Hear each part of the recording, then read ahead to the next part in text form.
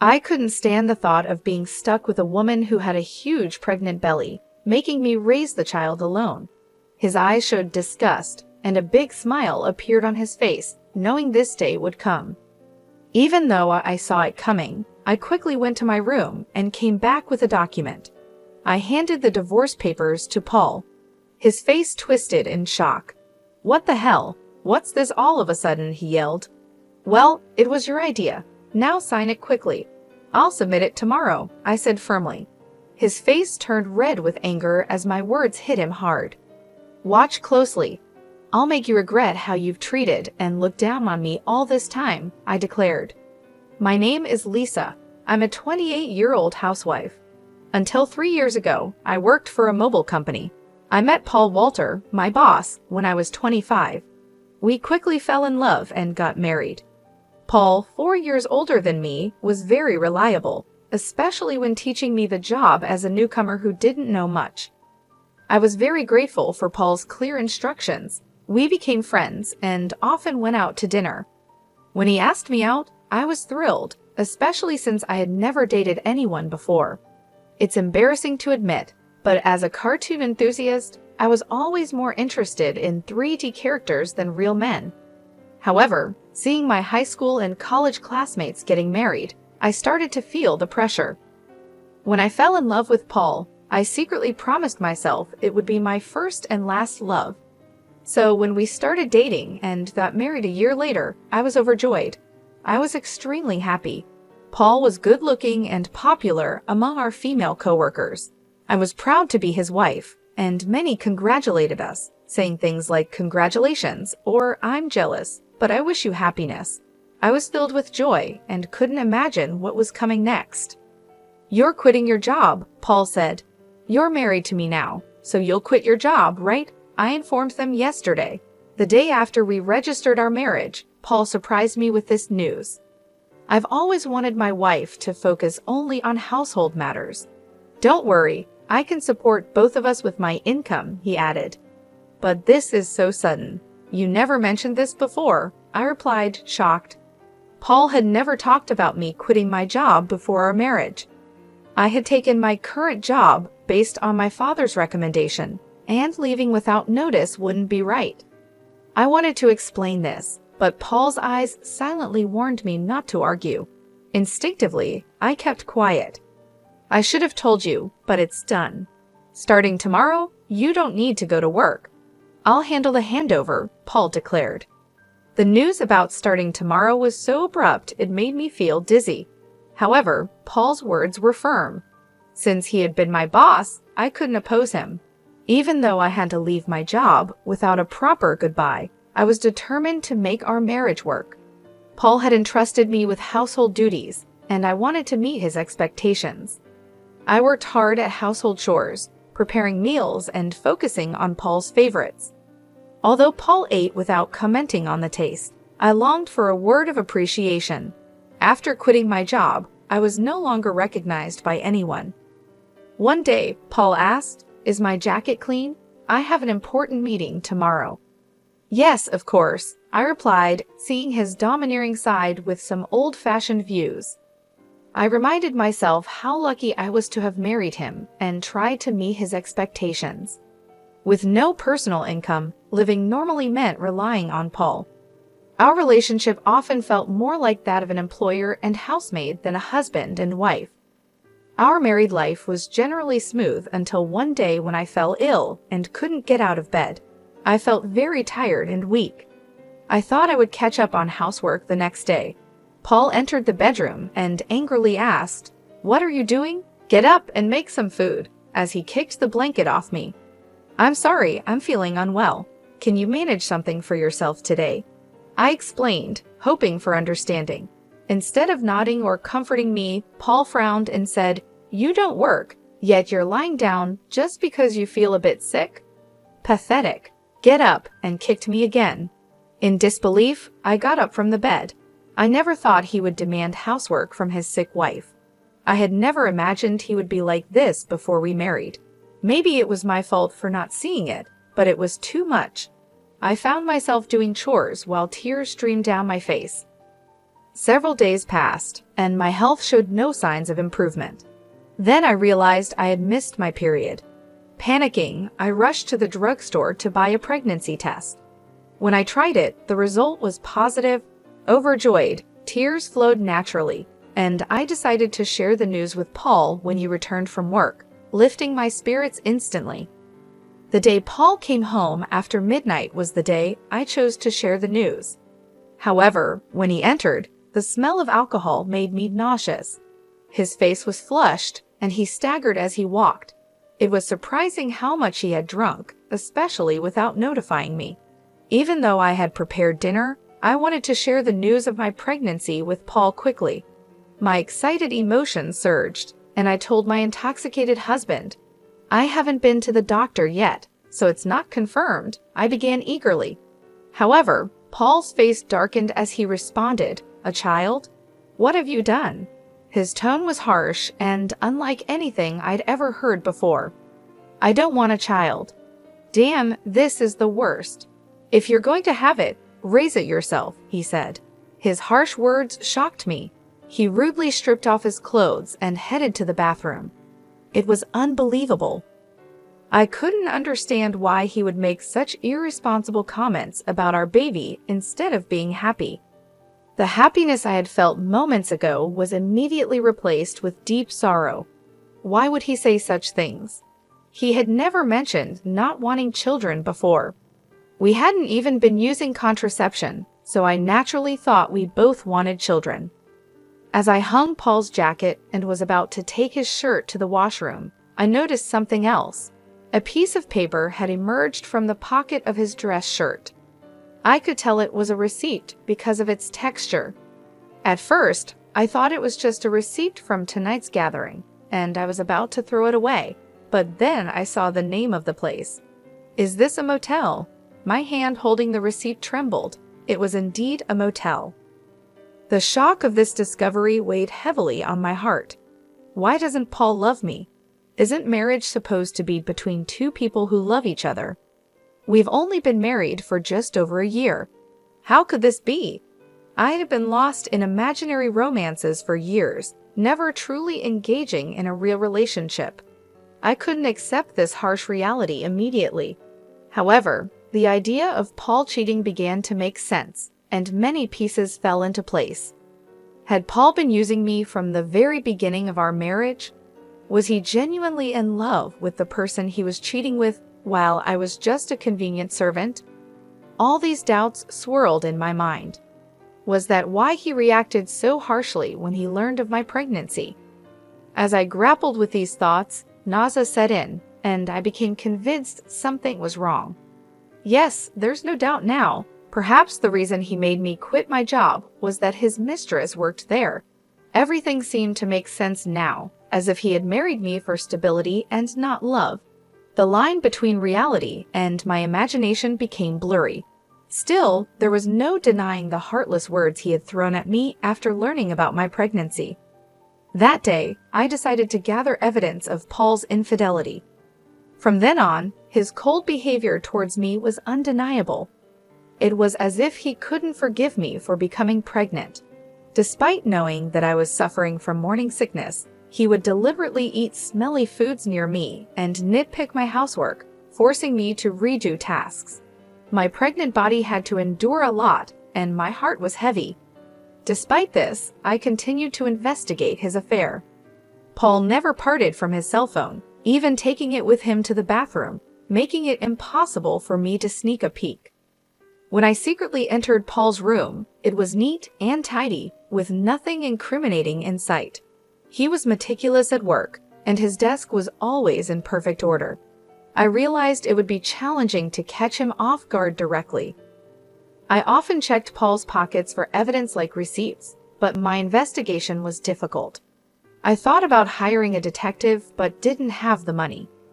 While I was deep in thought, I received an unexpected phone call from my father. "Hello, it's me, your dad. How are you?" he asked. Surprised by his call, considering his busy schedule, I replied, "Dad, what's going on? Aren't you busy with work?" "My employees have been doing well, so I'm not that busy," he explained. My father, the CEO of a company in France, was always a workaholic. I didn't have many childhood memories of playing with him, but I respected his dedication to his job. His unexpected call left me curious about the purpose. "So, what's happening?" I asked. My father proceeded to reveal a shocking truth. "Is that really true?" I asked in disbelief. "Yes, he's not the type to lie." "I want you to believe me," my father reassured me. Initially in shock and unable to respond, I felt a mix of anger and frustration as the pieces of the puzzle fell into place.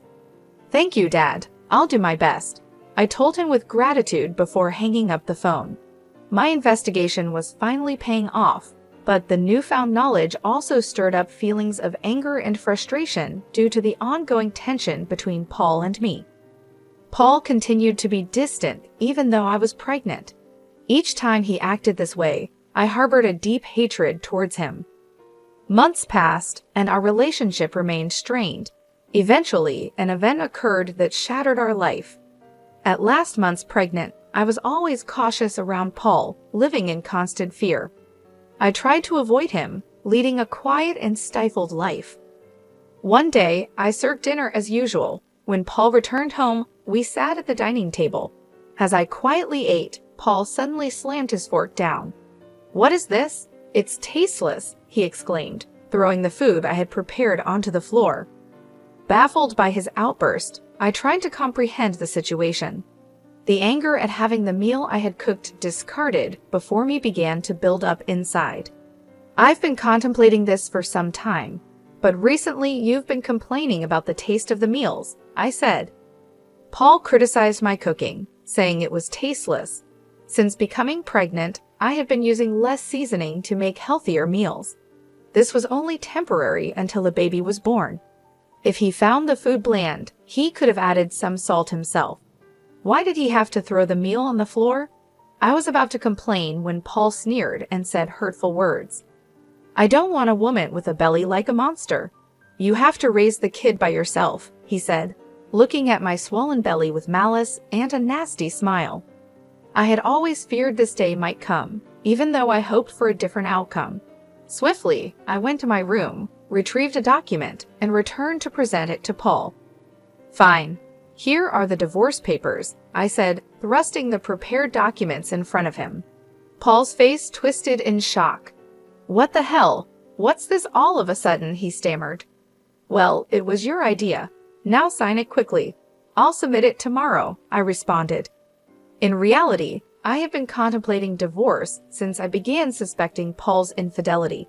However, with a child on the way, I was unsure if I could support myself.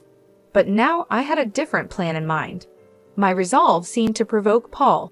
His face turned red with anger. "Just watch. I will make you regret every moment you looked down on me and controlled me. Do you think you can survive without me? You have a baby to care for, and you'll regret it," he threatened. My determination was unshaken. "I'll be fine. Don't worry about me," I assured Paul. Perhaps irritated by my confidence, he snatched the divorce papers and began to fill in the blanks. "Here you go. If this is what you wanted, it's yours," he said. "Thank you," I responded. Paul probably didn't think I would actually submit the divorce papers, as he handed them over without a fuss. The following day, I promptly submitted the divorce papers and left the house. I knew he would be surprised when he returned from work to find out.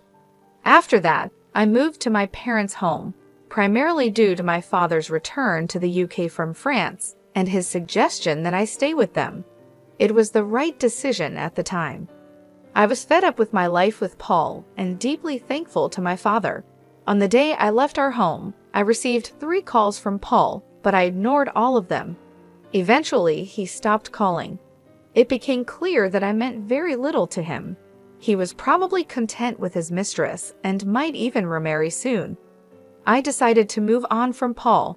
5 months passed, and I had a baby who was born safely. I was now living happily with my parents and my baby. While I was enjoying this peaceful life with my family, Paul called again. I ignored his calls at first, but after several persistent attempts, I had no choice but to answer.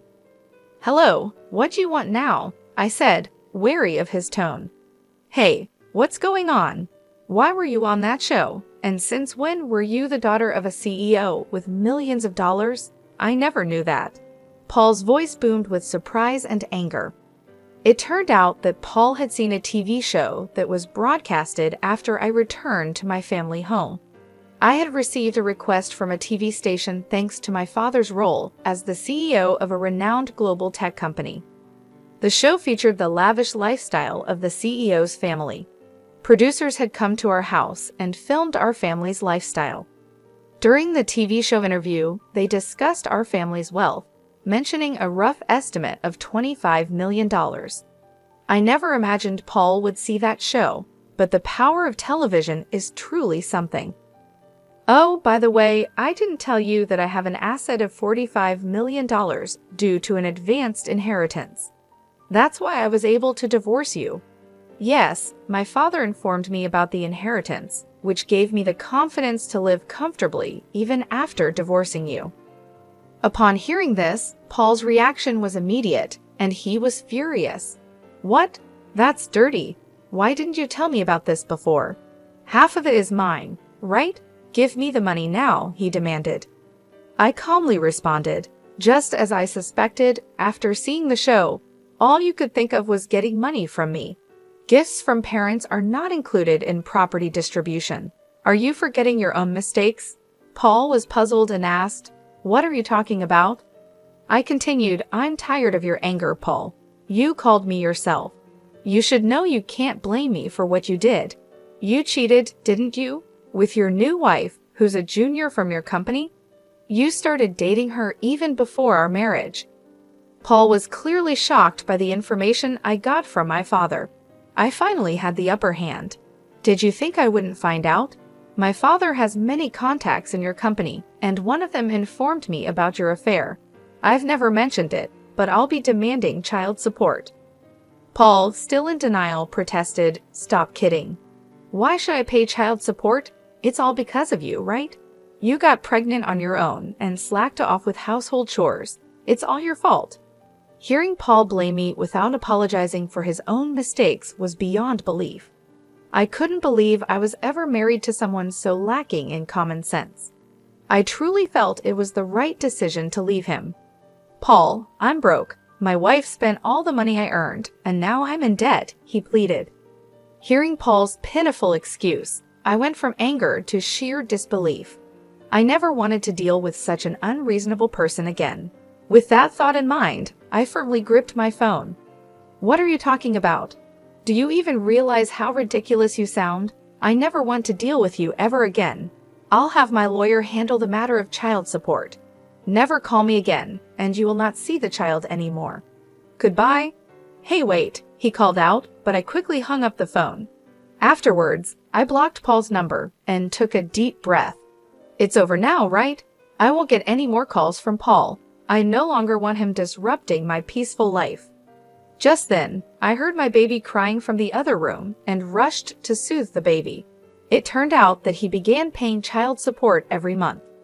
According to a former colleague, Paul claimed that the woman he remarried was quite a spendthrift, and he had to cover his current living expenses with debt. It seemed that because of these circumstances, Paul had tried to get a share of my inheritance by calling me. However, Paul didn't get a penny from me. Now, his expenses were greater than his income, and he was struggling. Either he felt things were falling apart, or he couldn't stand being looked down upon by his colleagues. What's more, he made the mistake of starting his job search only after leaving his current company. This resulted in him being forced into a life of poverty. Hearing this from a colleague didn't move me at all. I thought he deserved all the hardships.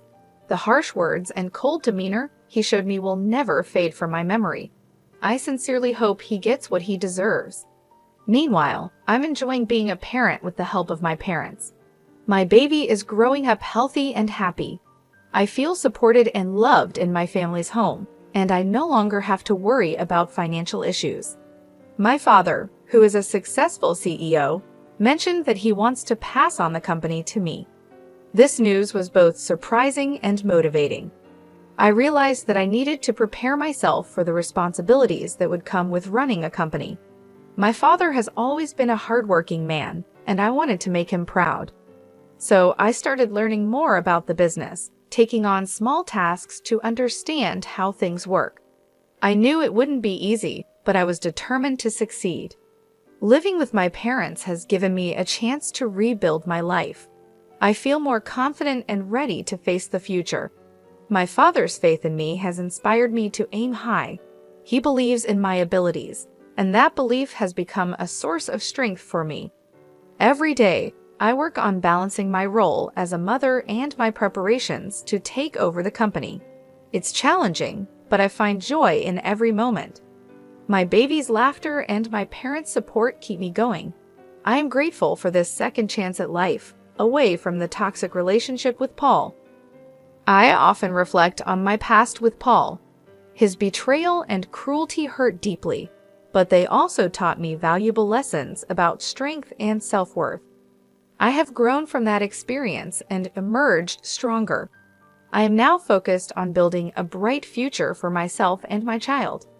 The pain of the past is slowly fading, replaced by the hope and excitement of what lies ahead. I am determined to create a happy and stable life for my child. With my family by my side, I know I can achieve anything I set my mind to. Looking back, I see that leaving Paul was the best decision I ever made. It allowed me to find myself again and to discover my true potential. I am no longer the scared, uncertain person I once was.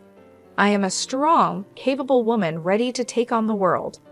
In the end, I hope Paul realizes the consequences of his actions. As for me, I will continue to move forward, embracing the opportunities that come my way and making the most of every day. I am ready for whatever the future holds, confident in my ability to overcome any challenge